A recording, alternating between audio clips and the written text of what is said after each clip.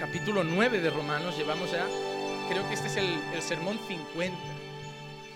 Muy feliz de llevar 50 sermones en el libro de Romanos. Y nos quedan. Terminamos el capítulo 9. Y la lectura que vamos a hacer es Romanos capítulo 9, versículo 30 al versículo 33. Cuando la iglesia está allí me responde con un amén. Romanos capítulo 9, versículo 30 al 33 dice lo siguiente: ¿qué diremos entonces? ¿Que los gentiles que no iban tras la justicia alcanzaron la justicia? Es decir, la justicia que es por fe. Pero Israel, que iba tras una ley de justicia, no alcanzó esa ley. ¿Por qué? Porque no iban tras ella por fe, sino como por obras. Tropezaron en la piedra de tropiezo, tal como está escrito: he aquí pongo en Sión una piedra de tropiezo y roca de escándalo, y el que crea en él no será avergonzado. Repito el texto. ¿Qué diremos entonces? ¿Que los gentiles que no iban tras la justicia alcanzaron justicia? Es decir, la justicia que es por fe. Pero Israel, que iba tras una ley de justicia, no alcanzó esa ley. ¿Por qué? Porque no iban tras ella por fe, sino como por obras. Tropezaron en la piedra de tropiezo. He aquí como está escrito: he aquí pongo en Sión una piedra de tropiezo y roca de escándalo, y el que crea en él no será avergonzado. Pueden tomar asiento.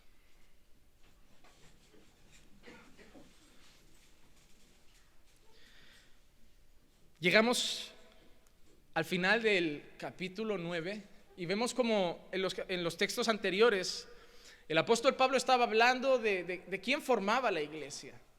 Y Pablo empezaba a romper esa división y a proclamar esa división que ya no existía entre judíos y gentiles. Y Pablo empezaba a dejar claro que todos aquellos que creían en Jesucristo eran parte del pueblo de Dios.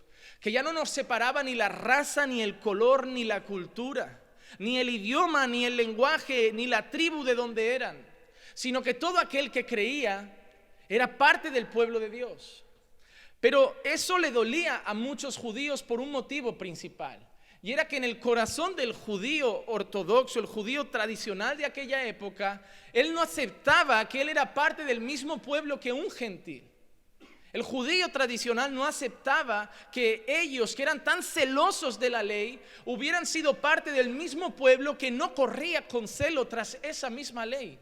Porque tenemos que entender que Pablo está hablando de un pueblo que no iba tras la ley de Moisés, que ni siquiera sabía lo que era la ley de Moisés. Los gentiles no sabían quiénes eran los profetas muchas veces, no sabían quién era Moisés, no conocían los mandamientos, vivían una vida como la vivíamos nosotros en la calle, de espaldas a Dios y a su ley.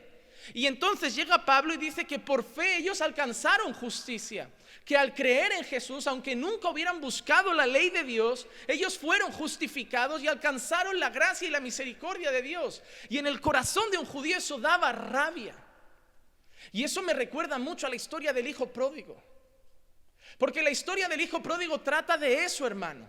Trata de un hermano que cuando ve a otro hermano volver arrepentido no lo acepta. Porque para ese hijo que sí que se quedó con su padre, para ese hijo que no fue a probar el mundo, para ese hijo que no fue a deleitarse quizá con prostitutas, para ese hijo que no pidió la herencia del padre, para ese hijo que siguió trabajando y siendo fiel, no era justo que aquel que se gastó la herencia y se ensució en el mundo y en pecado volviera y encima el padre lo recibiera como si nada, y encima el padre hiciera una fiesta. Eso es la religión pura y dura. El mirar por encima del hombro a alguien que viene arrepentido y decir: no es justo que Dios nos trate igual si yo he sido fiel y Él no. No es justo que Dios nos trate igual si yo he ayunado todos los días y Él no. No es justo que Dios nos trate igual si yo oro cada día y Él no. Y eso es lo que había en el corazón de los judíos. Religiosidad pura y dura. Una religión que solo hacía que dividieran el mundo en dos, entre los que merecían ser pueblo de Dios y los que no merecían ser pueblo de Dios. Una religión que dividía al grupo en dos, entre los buenos y los malos, los que valían y los que no valían. Y ahí llega Pablo con un discurso que mete a todos en el mismo saco, primeramente diciendo: nadie vale. Y eso rompía los esquemas de los judíos. Recuerden que en Romanos capítulo 3 Pablo empieza a decir, porque todos pecaron y todos están destituidos de la gloria de Dios.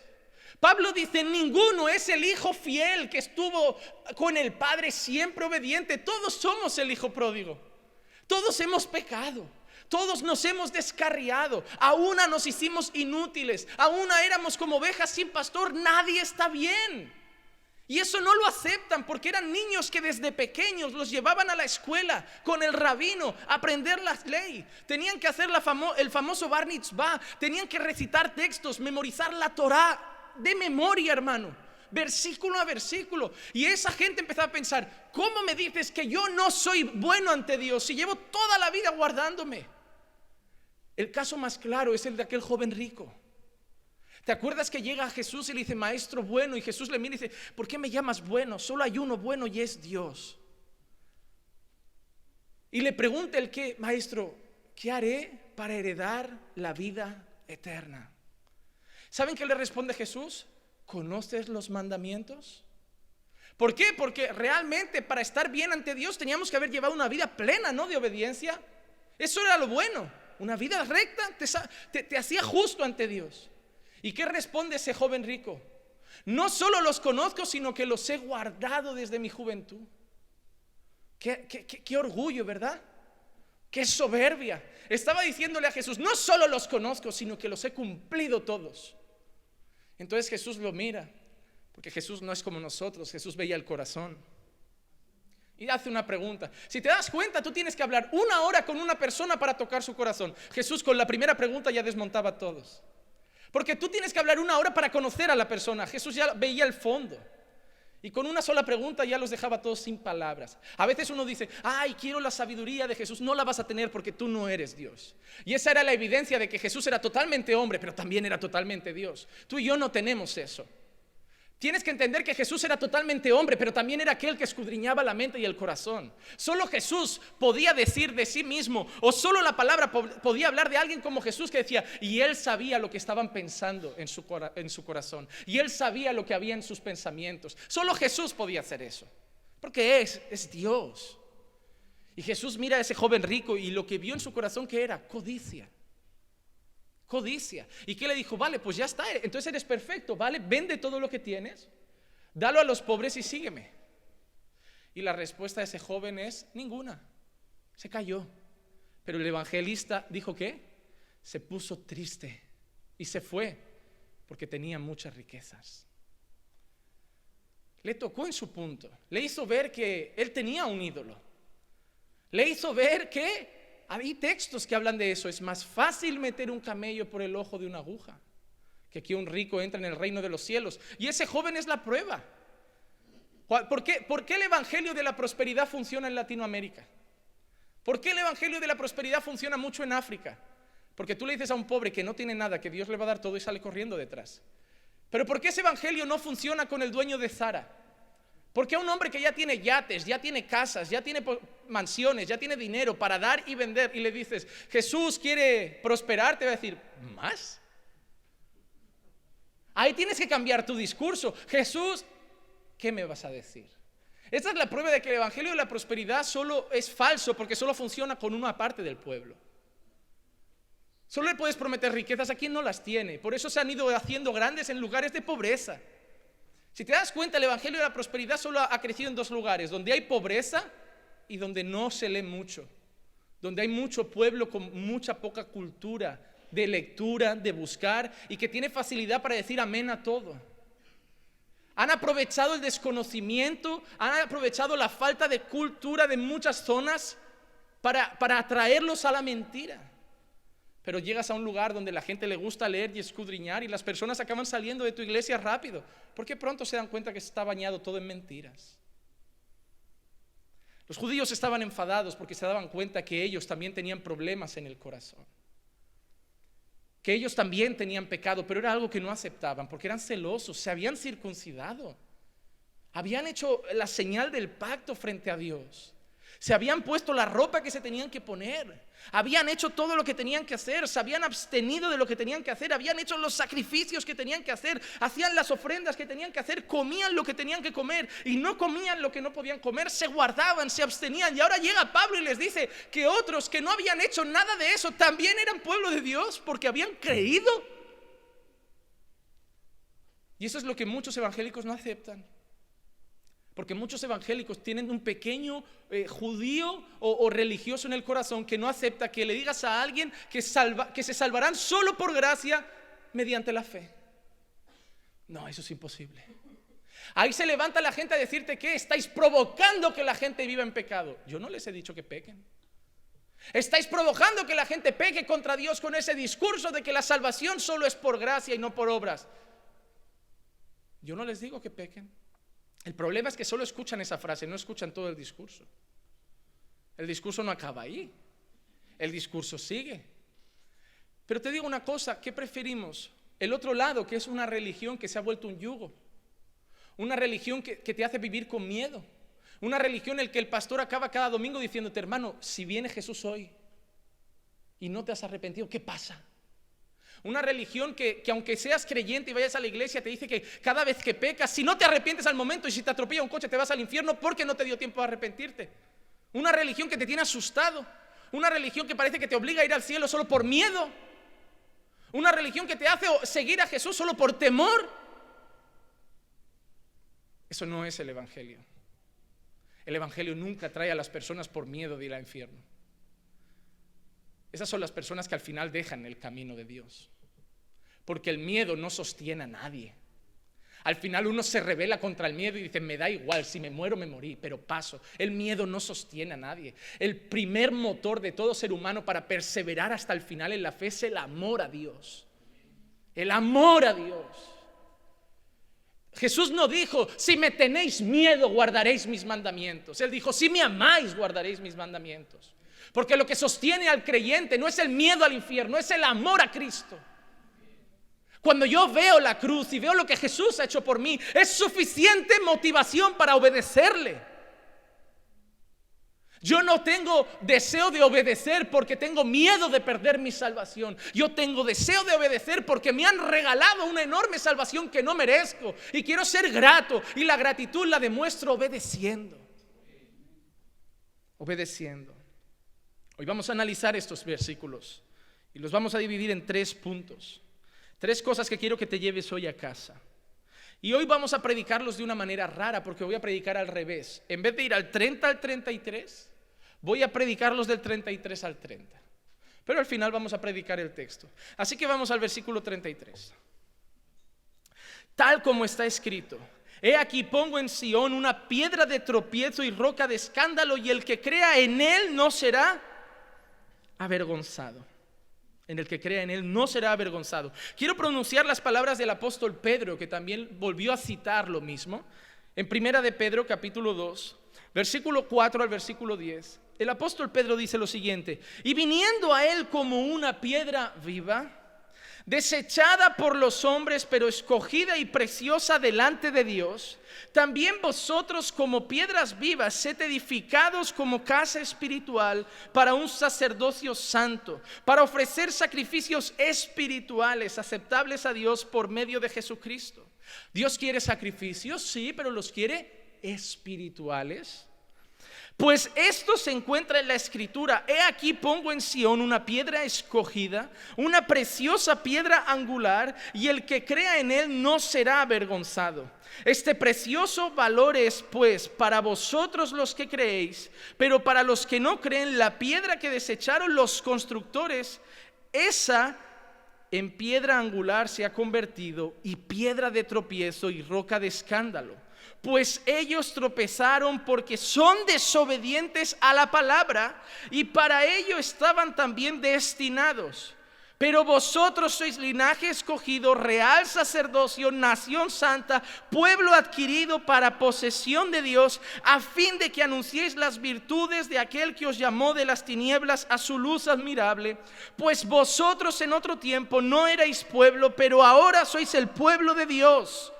No habíais recibido misericordia, pero ahora habéis recibido misericordia. El primer punto del sermón es que para los judíos Jesús fue una piedra de tropiezo. ¿Por qué? Suena feo, y más sabiendo que hay un texto que dice: ay de aquel por el que vienen los tropiezos. Hay una advertencia con aquellos que se vuelven piedra de tropiezo para algunas personas, pero no es el mismo sentido que Pablo y Pedro dan a este texto. Jesús no fue una piedra de tropiezo porque por su mal testimonio hizo que otros tropezaran. Jesús no fue una piedra de tropiezo porque predicando mentiras se llevó gente a la mentira. Jesús fue una piedra de tropiezo para los judíos porque manifestó que su religión estaba muerta. Piensa que los judíos llevaban décadas y décadas y décadas construyendo una fe, y llega Jesús y va a ser otra piedra en esa construcción, y es una piedra de tropiezo porque tira al suelo todo lo que habían edificado los judíos. Jesús se vuelve piedra de tropiezo porque avergüenza la construcción que los judíos estaban haciendo en base a una fe de obras, una justicia propia. Los judíos no querían que alguien los salvara porque los judíos se estaban salvando a sí mismos. Y llega Jesús y anuncia otra cosa. Y llega Jesús y empieza a traer otro mensaje. Por eso, ¿quiénes fueron los principales en buscar matarlo? ¿Los soldados? ¿Los ateos? ¿Los gentiles? No, los judíos. Sus propios hermanos carnales, su propio pueblo, sus vecinos. ¿Cómo puede llegar el hijo del carpintero y decir que lo que estamos enseñando no es así? ¿Cómo puede llegar el hijo del carpintero y si la ley de Moisés mandaba apedrear a la prostituta, a la adúltera, y llega él y encima nos encara con nuestro pecado y dice: pues quien esté libre, que tire la primera piedra? ¿Cómo puede llegar él diciendo que es el Mesías? El Mesías nos iba a librar del yugo de los romanos. El Mesías iba a traer libertad a la esclavitud romana. El Mesías nunca pagaría los impuestos. ¿Cómo puede llegar él? Y que cuando le preguntemos si hay que pagar tributo al César, diga: dad a César lo que es del César y dad a Dios lo que es de Dios. ¿Cómo puede llegar él, que en teoría esperábamos un soldado, un guerrero como David, que en teoría iba a invadir Roma, a invadir todo, íbamos otra vez a ser la nación santa y perfecta y libre de todo yugo? Y encima dice que hay que amarlos. Encima dice que hay que amar a nuestros enemigos. ¿Te acuerdas las palabras de: si os piden la túnica, dale la capa; si te pide una milla, anda dos? ¿Quién podía pedir esas cosas? Los romanos. Eran los enemigos los que llegaban y decían: anda una milla. Y Jesús, en vez de traer y decir: no los obedezcáis, no son pueblo de Dios, no rindáis a ellos, Jesús dice: cuando os pidan eso, andad dos. ¿Cómo que en vez de venir el Mesías a declararles la guerra, encima dice: pagadles el mal con bien? Hemos esperado un libertador y nos traen un cordero sumiso. Hemos esperado un soldado y nos traen a un rabí lleno de amor y misericordia por los que nos oprimen. Odiamos a nuestros hermanos que nos cobran impuestos, los publicanos, y ahora nuestro llamado Mesías va a un publicano y le dice: Leví, levántate que te hago apóstol. Es una piedra de tropiezo, no es el Mesías. Al menos no es el que esperamos. ¿Por qué te crees que Judas lo vendió? Porque no era lo que Judas esperaba. Judas esperaba al libertador, Judas esperaba a otro David, Judas esperaba a otro que derrotara a Goliat, y llegó alguno diferente, llegó uno que se inmoló. Llegó uno que se dejó morir, llegó uno que se dejó llevar a la cruz, llegó uno que se dejó escupir, que se dejó flagelar, que se dejó matar, uno que pedía que amaran a sus enemigos, uno que pedía que oraran por los que les maldecían, uno que pedía que bendijeran a aquellos que les buscaban mal. Judas no aceptaba eso. Era muy bonito cuando él demostraba el poder con los milagros. Era muy bonito cuando él andó por las aguas y dejó claro que él gobernaba sobre las aguas, sobre la vida, sobre la enfermedad. Pero no les gustó la parte de amar a los demás. Eso demostraba que el corazón del judío de la época solo tenía rabia, odio y división con los demás. Y Jesús se volvió para ellos una piedra de tropiezo. Una piedra de tropiezo. Pero mira lo que es bonito, que en el versículo 33, mira lo que dice Pablo: tal como está escrito, pongo en Sion una piedra de tropiezo y roca de escándalo, porque lo que fue Jesús fue un escándalo. Hoy la gente te dice: pastor, si fuera más como Jesús, no le odiarían. Le digo, si fuera realmente como Jesús, me crucificarían. Ya me critican por intentar imitarlo, y eso que lo hago mal. Imagínate si lo imitara bien. Si lo imitara al 100%, me colgarían. ¿Y saben de quién vienen las críticas a las redes sociales? Por los mensajes de la verdad. ¿No vienen de los ateos? ¿No vienen de los mormones? ¿No vienen de los musulmanes? Vienen de los evangélicos.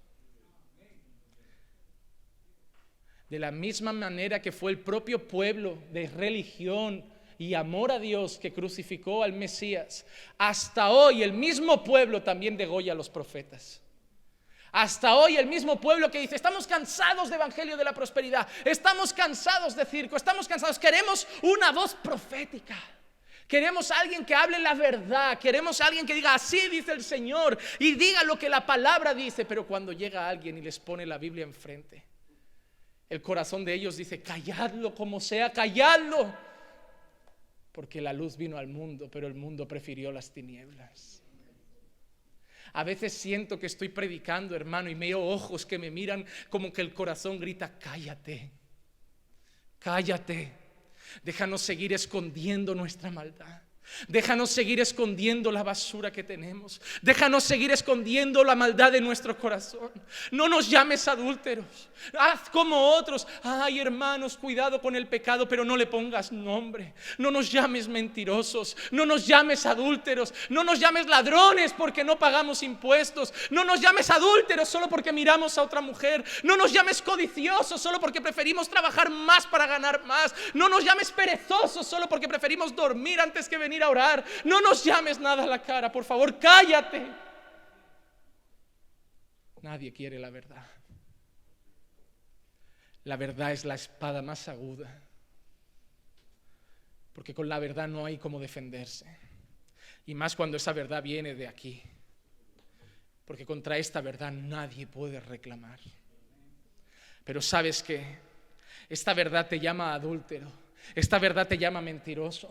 Esta verdad te llama codicia. Esta verdad te llama fornicador. Esta verdad te llama ladrón. Pero al final de toda esta verdad te dice: pero si te arrepientes, todavía hay esperanza para ti. Nace de nuevo. Cree en Jesucristo. Arrepiéntete de tus pecados.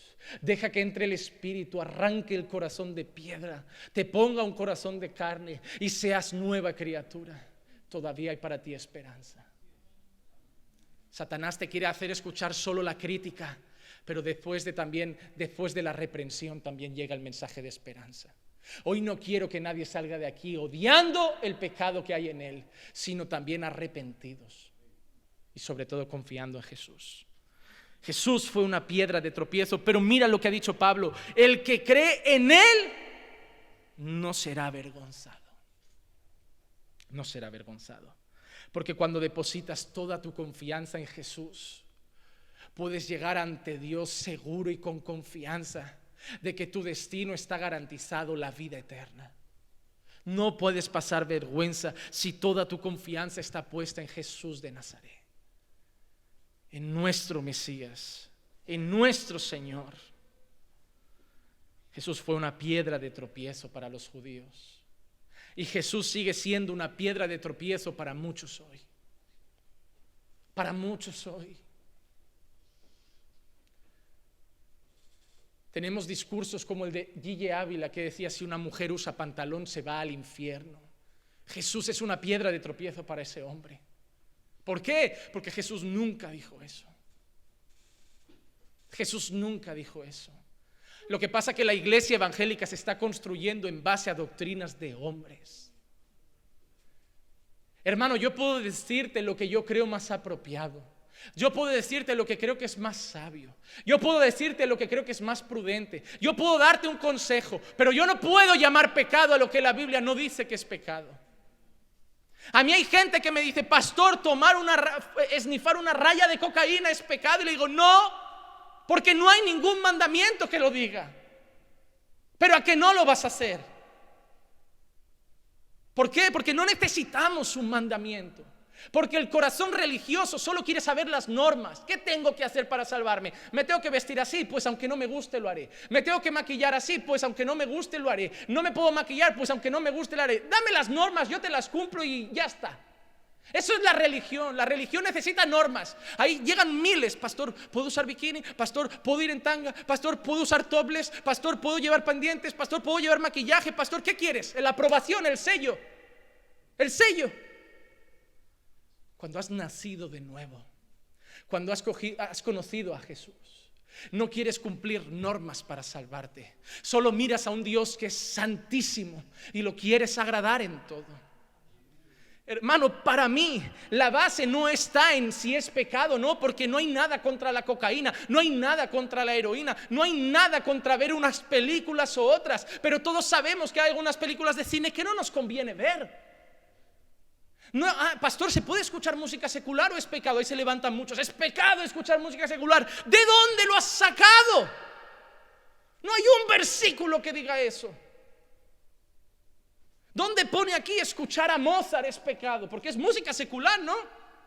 Es clásica. No, esa no, porque no tiene letra. Pues pero entonces ya entramos en otros temas. Yo te puedo decir, hermano, hay cantantes que las letras de sus canciones no son prudentes.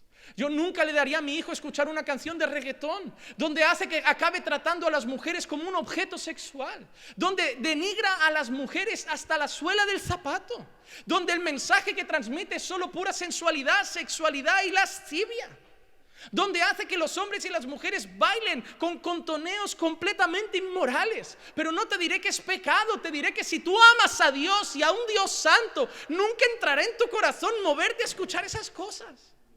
Porque no sentirás placer con valores que Dios aborrece. Pero ahí se levantan otros: pero si no es pecado, entonces puedo. Esa es la religión. Pues entonces, ¿sabes qué? Esnifa cocaína, inyéctate caballo en vena, porque no hay versículos contra eso. No hay contra eso. Pablo dijo una vez una cosa, y yo creo que también estaba cansado de tanta pregunta. Dijo: ¿sabes qué? Todo puedo, pero no todo me conviene. Porque Pablo dejó claro una cosa: no se trata de lo que puedo o no puedo. Evangelio no son normas pesadas contra nosotros. Si no, Jesús no habría dicho: ligera es mi carga. Mis mandamientos no son gravosos. ¿Por qué? Porque no eran normas obligatorias. Hay gente que es cristiana y le duele. Es domingo, hay que ir a la iglesia. ¿Por qué? Porque si no es que el pastor no me ve el domingo, me va a decir que no voy. No vengas, esa es la actitud, no vengas. ¿Vienes por mí?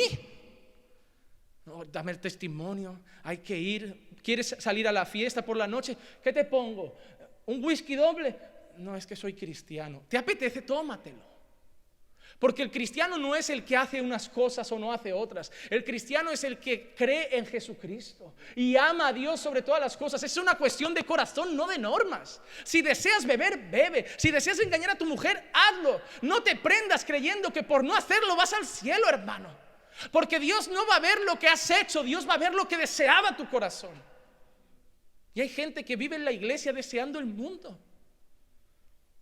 Hermano, cuando Dios te cambia, vienes aquí porque quieres venir. No te emborrachas, no porque no quieres, sino porque entiendes que no trae bien a tu vida, que trae dolor. Dice que de ahí vienen los ¡ay!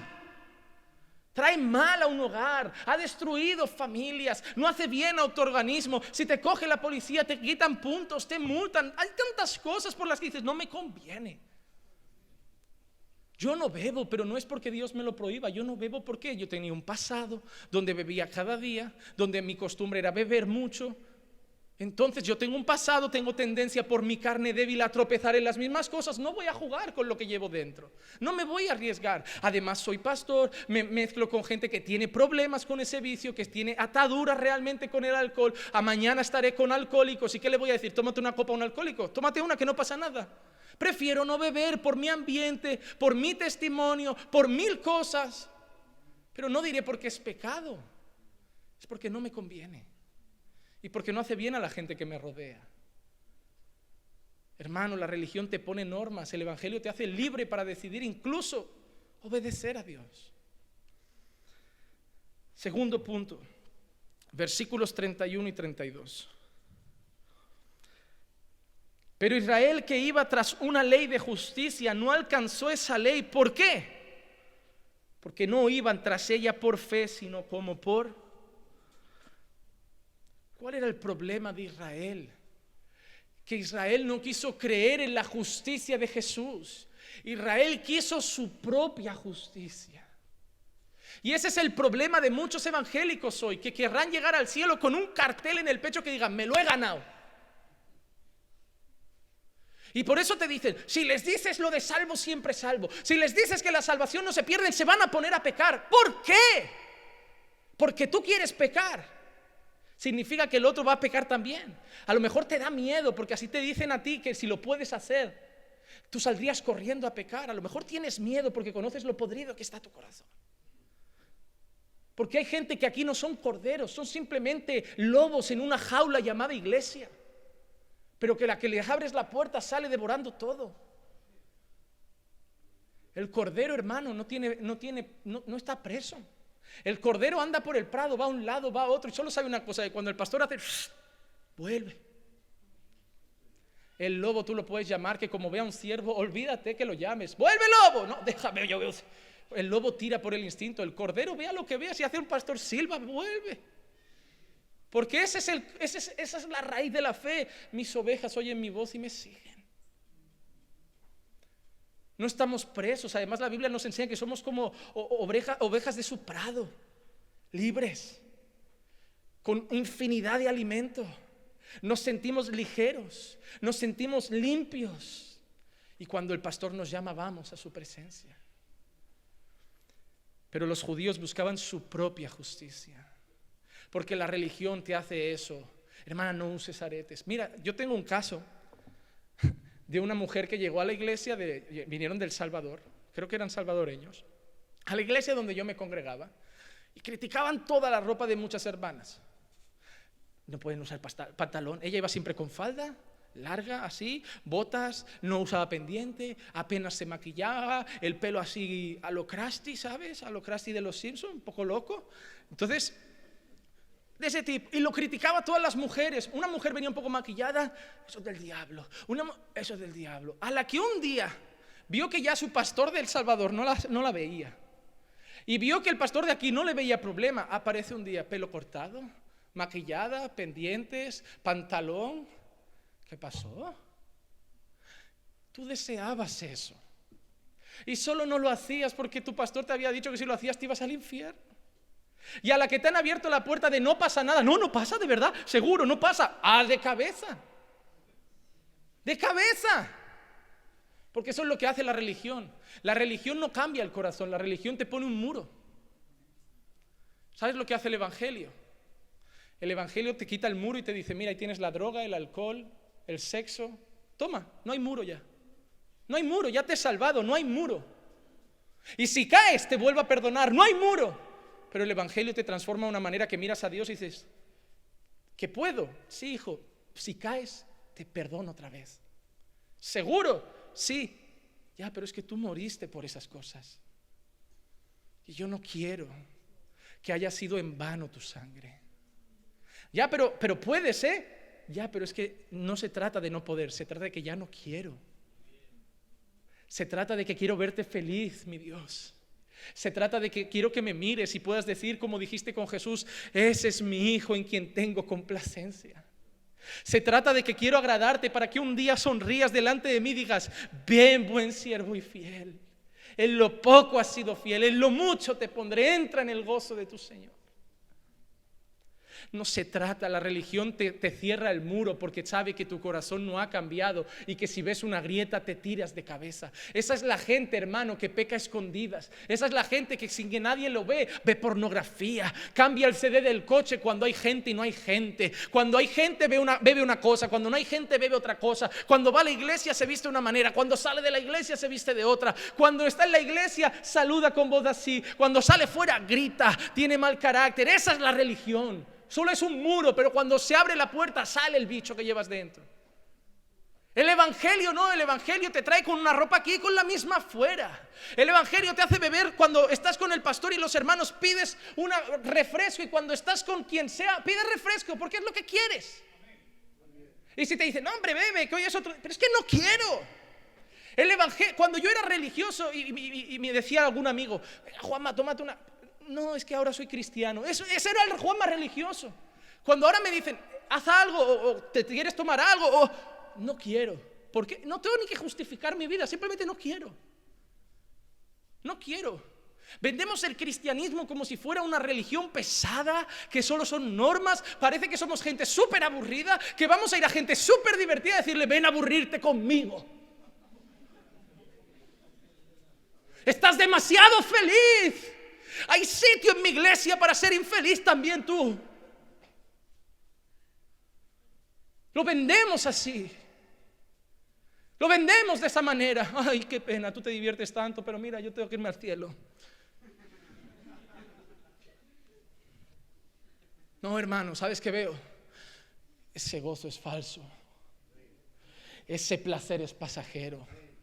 Eso te está carcomiendo por dentro. Eso puede destruir tu casa. Eso te dura un instante y mañana te trae lágrimas. Eso mañana te va a traer dolor. Eso mañana va a destruir tu matrimonio. Ese placer es momentáneo. Aquí hay gozo permanente. Aquí hay paz permanente. Aquí hay alegría permanente. Nunca iré a la iglesia. Ay, es que vente. Ahí no se puede hacer nada, pero bueno, no somos unos santurrones. No, vente a la iglesia. Aquí vas a encontrar el gozo de verdad. Aquí tu casa va a ser feliz de verdad. Aquí tu matrimonio va a estar bien de verdad. Aquí tus hijos van a estar bien de verdad. Porque en Cristo es donde vas a encontrar todo lo que necesitas. Oh, hermanos, vendéis muy mal el evangelio. Si esto fuera una empresa, serían los peores comerciales que hay. Porque la gente no tiene ganas de venir porque solo ve normas por cumplir. Normas. El evangelio no trajo normas a mi vida, trajo un nuevo corazón.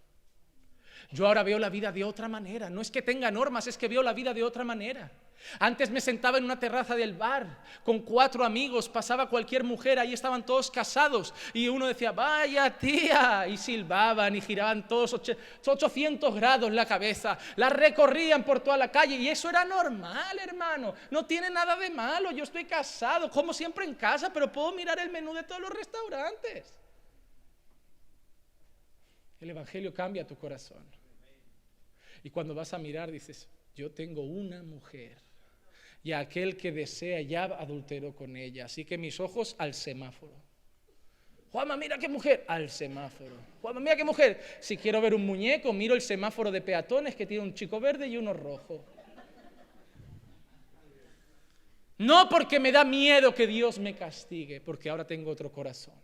Ahora veo la vida de otra manera. Ahora sé que mi mujer merece respeto cuando está y cuando no está. Ahora sé que mi mujer, aunque no esté, mis ojos son solo para ella. Ahora sé que mi mujer, aunque no esté, tengo que honrarla, tengo que amarla. Y no se ama solo en presencia, se ama también en ausencia.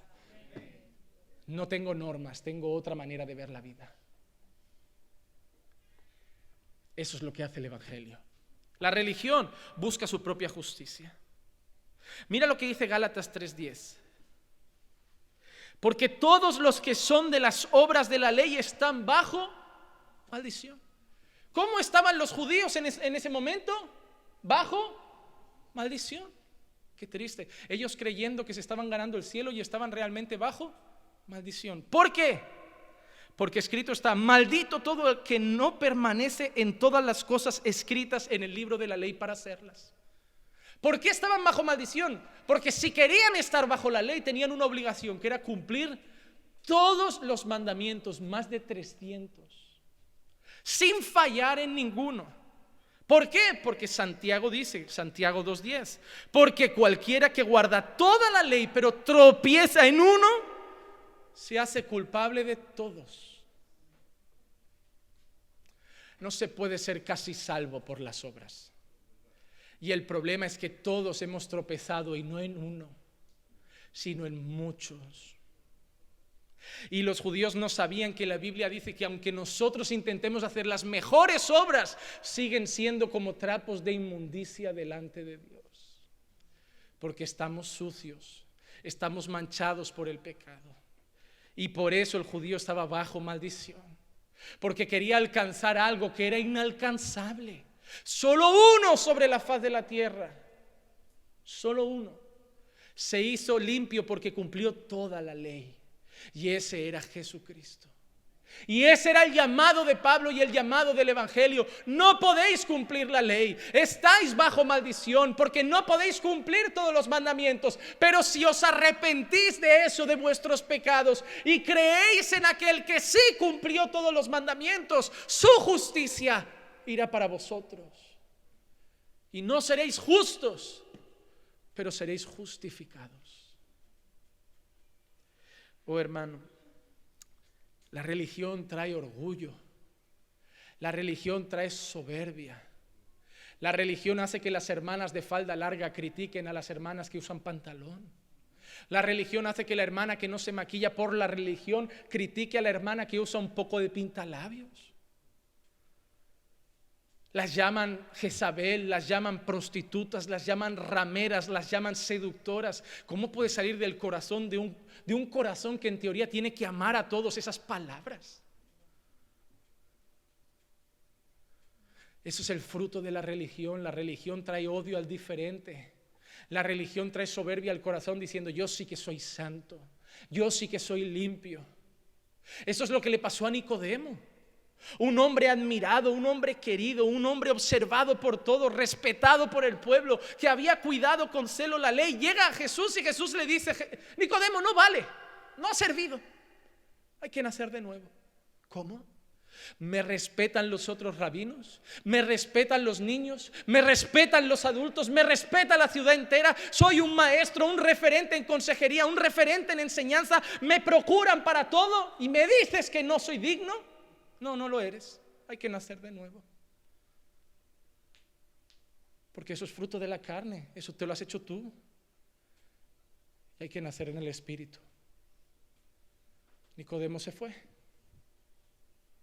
Porque eso es lo que el religioso hace, que se enfade y te grite. No. No podéis decir a la gente que la salvación no se pierde. No. Vais a hacer que pequen. ¿Por qué? ¿Por qué? Yo también les digo que si aman a Dios, no van a pecar.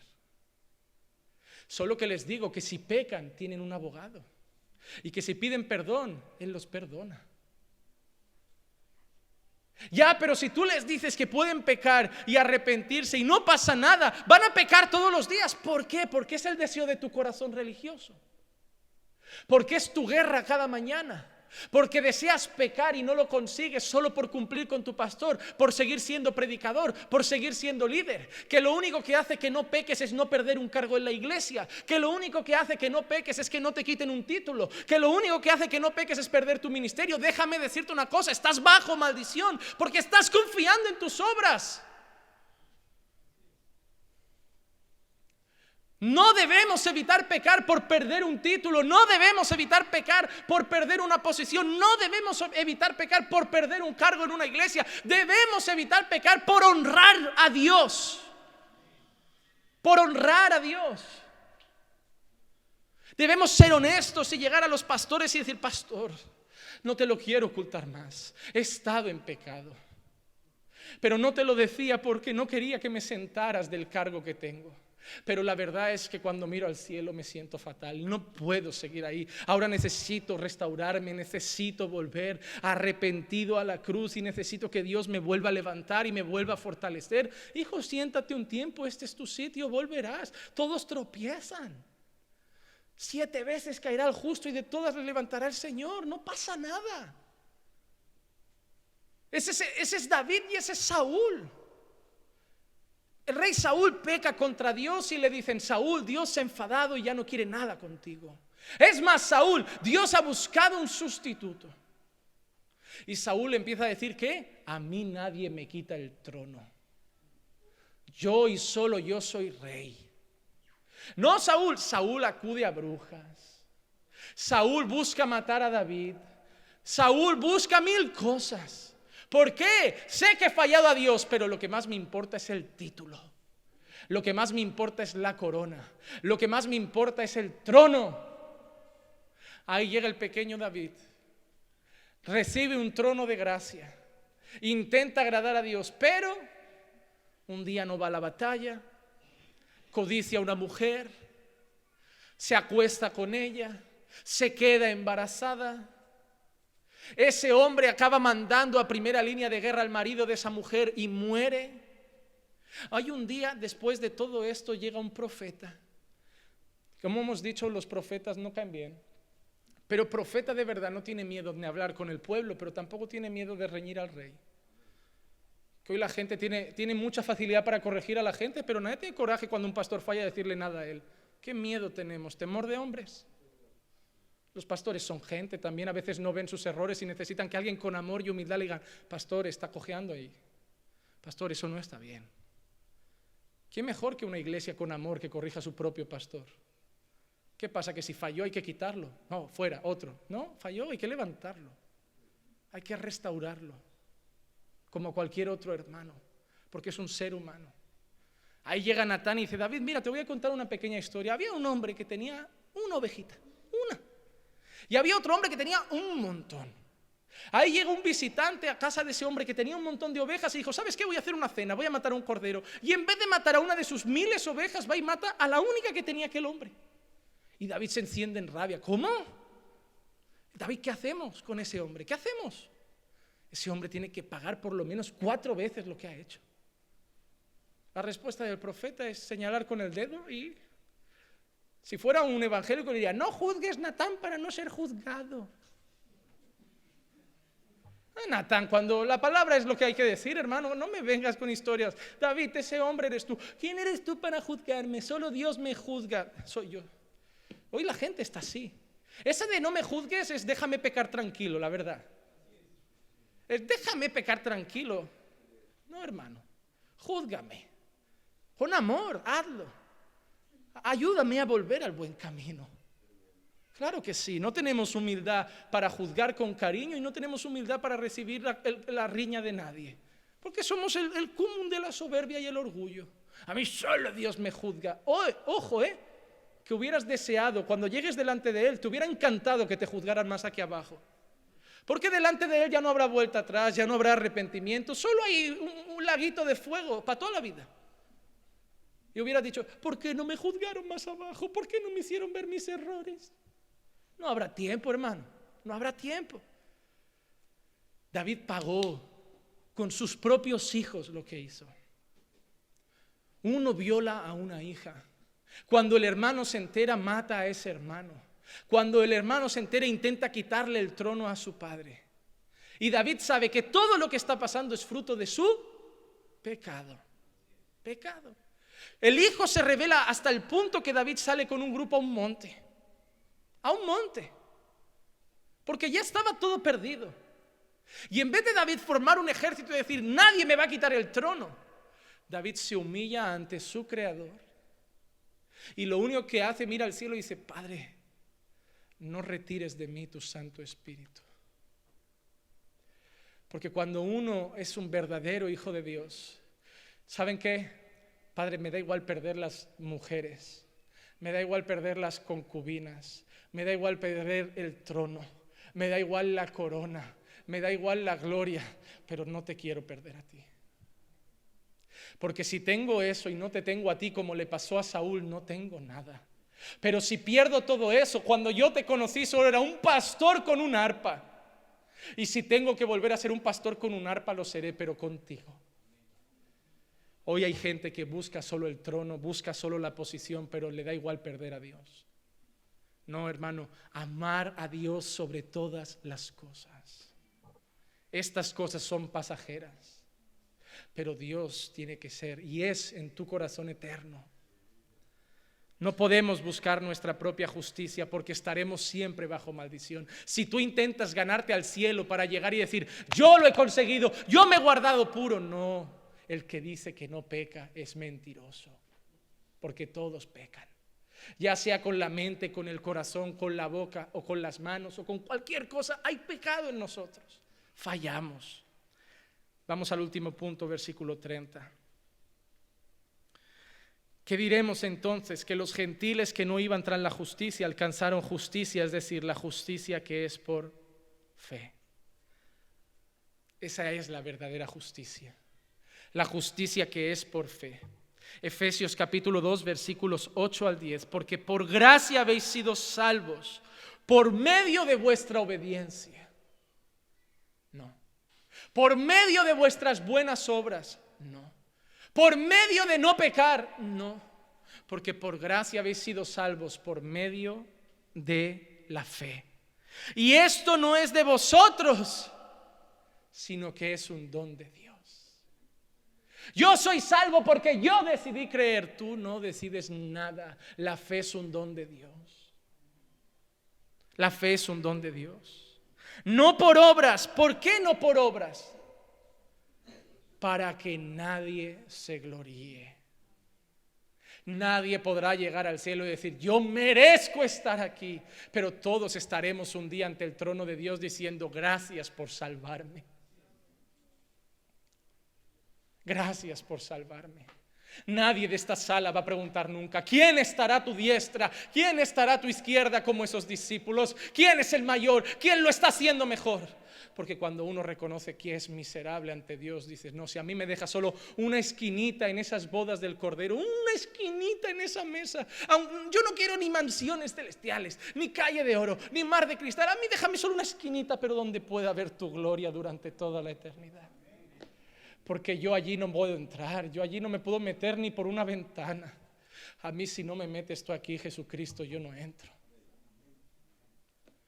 Pastor, entonces ¿por qué obedece, pastor? ¿Por qué quiere orar, pastor? ¿Por qué nos pide ayunar? ¿Por obligación? No, porque nos ha dado un rinconcito en ese lugar. Y tenemos que esforzarnos por agradarle, por lo que ya ha hecho, no para hacer algo, por lo que ya ha hecho por nosotros. Ahí la gente dice, no, pastor, pero es que el discurso ese los lleva a pecar. Santiago 2, 14 al 18, ¿de qué sirve, hermanos míos, si alguno dice que tiene fe pero no tiene obras? ¿Acaso puede la fe salvarlo? Si un hermano o hermana no tiene ropa y carece de sustento diario, y uno de vosotros les dice, id en paz, calentaos y saciaos, pero no les dais lo necesario para su cuerpo, ¿de qué sirve? Así también la fe por sí misma, si no tiene obras, está muerta. Pero alguno dirá, tú tienes fe y yo tengo obras, muéstrame tu fe sin las obras, y yo te mostraré mi fe por mis obras. Pastor, usted les dice eso de la fe y los lleva a vivir de cualquier manera. No, porque la fe que salva transforma. La fe que salva te cambia.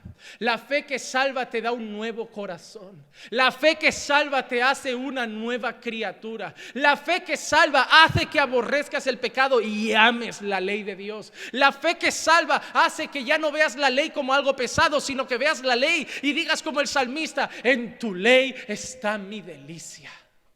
La fe que salva te lleva a obedecer, no porque hay un muro de religión, por amor a tu Señor. La fe que salva no dice, ay, no puedo, me gustaría, pero no puedo porque soy cristiano. No, la fe que salva te hace entender que no te conviene, que no es bueno, y no obedeces, pero te da placer. La fe que salva no muestra una religión de carga. La fe que salva muestra una religión de gozo, una religión de alegría. La fe que salva no es la que tengo que ir a la iglesia porque es domingo y es obligatorio. La fe que salva es la que te trae aquí y por el coche con tu esposa y tus hijos dicen, me alegré con los que me decían, a la casa del Señor iremos. La fe que salva no es el pastor me va a dar la chapa. La fe que salva es Dios me va a hablar en este día. Bendito el Señor que usa a sus siervos. La fe que salva no es qué aburrido es este libro. La fe que salva es qué gozo tener la voz de Dios entre mis manos. La fe que salva no es orar, me cansa. La fe que salva es qué bueno poder orar. entrar. Qué bueno poder entrar al lugar santísimo, donde solo el sumo sacerdote podía entrar, y ahora el velo se rasgó y yo puedo.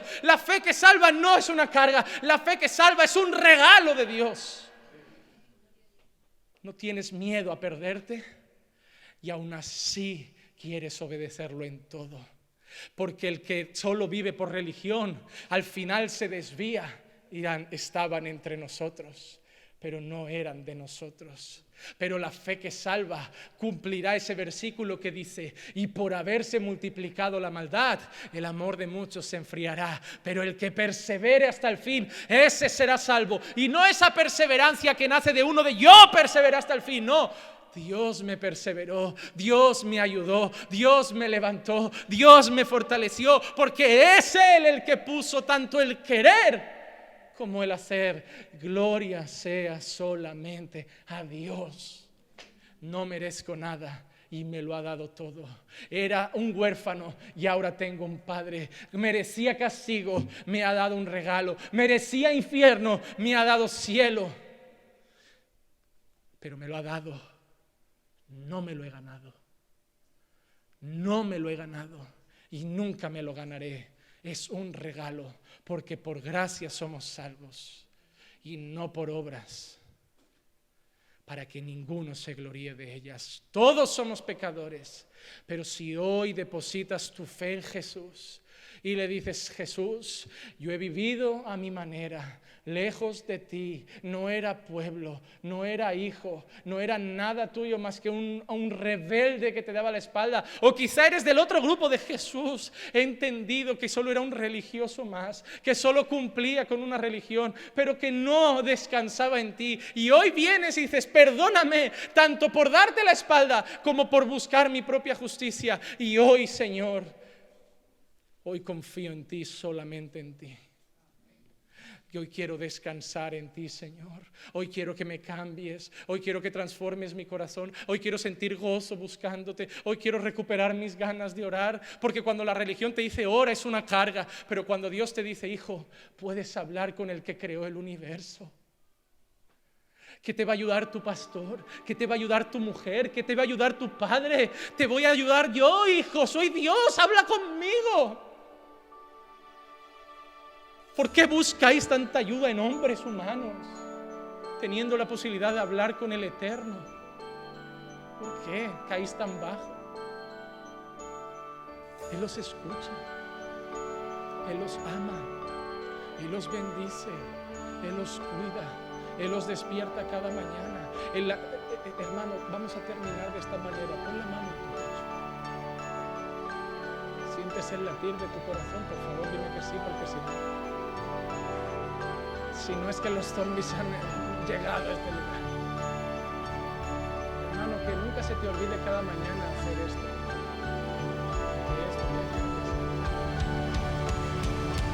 Solo damos gracias por el trabajo, solo damos gracias por un hijo, solo damos gracias por un dinero.